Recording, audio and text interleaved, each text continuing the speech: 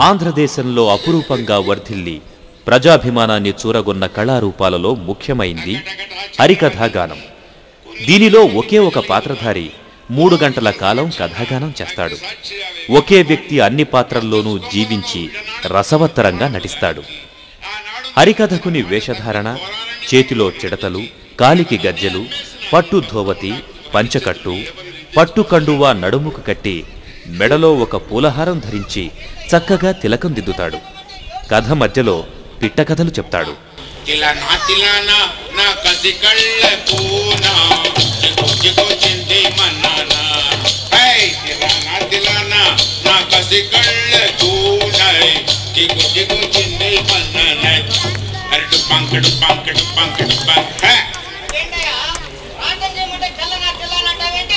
గణపతి ప్రార్థన. శ్రీనగజ తనయం శ్రీనిలయం శ్రీనగజ తనయం శ్రీనిలయం చిత్తయామి సదయం జగన్మోదయం శ్రీనగజ ఎలుక వాహనమోడ ఏనుగు ముఖమోడ ఎలుక వాహనమోడ ఏనుగు ముఖమోడ ఉండ్రాళ్ళు మెక్కే గుండ పచ్చోడ శ్రీనగజ. ఇంతలో ఒక గంధర్వ కన్య ప్రభువుని అందచందాలకు పులకతై ఆయన దరిచేరి ఆయన పొందేందుకు విఫల ప్రయత్నం చేసింది. ఏం వీలు కాదు. ఆయన ఈయన మాత్రం ఒప్పుకొని పెట్టుకోలేడు. వెంటనే ఈ విషయం వదిలేసింది. పాపం ఈ విషయాన్ని కూడా గమనిస్తున్నాడు ఒక గంధర్వుడు.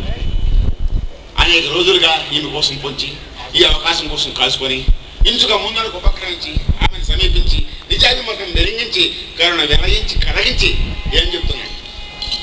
ఇటువంటి సన్నివేశం సినిమాల్లోకి వస్తే వాళ్ళు ఇప్పుడు ఎటువంటి పాట పెడతారు అంటే, నా దగ్గర ఉంది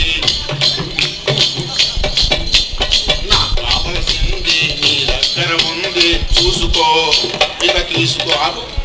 ఏం పాట అయితే ఆయనకి కావాల్సిన ఆమె దగ్గర ఉందంట, ఆయనకి కావాల్సిన ఈయన దగ్గర ఉందంట. వీడి దగ్గర చూసుకో తీసుకో. ఏంటి అదేమన్నా మినపడా సపోటాకాయ లేకపోతే ఇక్కడ తినే వస్తువా? మనందరం పనికి మళ్ళీ ఇటువంటి సాహిత్యం ఇటువంటి పాటలు పెట్టి యువకులు ఏదైతే ఆలోచించాలనో అసలు దృశ్యాలు కూడా చాలా జుగుప్సాకరమైన దృశ్యాలు. ఆ సెన్సార్ బోర్డు రోడ్డు కూడా నిద్రపోతా ఉన్నట్టు ఉన్నారు. ఏదో సినిమాల పాట ఏజ్ బారింగ్ లేదంటున్నావా? లవ్వుకు ఏజీ బారుంగా రంగనాయకి రంగనాయకి లవ్వుకు ఏజీ బారలేదట. అందుకని వాళ్ళు కూడా ఈ ముసలి చూస్తా ఉన్నారు. దేశంలో ఎన్నో సమస్యలు ఉన్నాయి. పుట్టిన బిడ్డ మొదలు చచ్చే ముదిసల వరకు అనేక సమస్యలతో అల్లాడిపోతూ ఉన్నాడు. సమస్య లేని మనోడే లేడు. ఉప్పుంటే పప్పుండదు ఇంట ఎప్పుడు అప్పెవడిస్తాడంట ఉప్పుంటే పప్పుండదు ఇంట. అందుకని ప్రజల మీరంతా కూడా విషయాన్నంతా కూడా అర్థం చేసుకొని ఎర్రజెండా నాయకత్వంలో అందరూ కూడా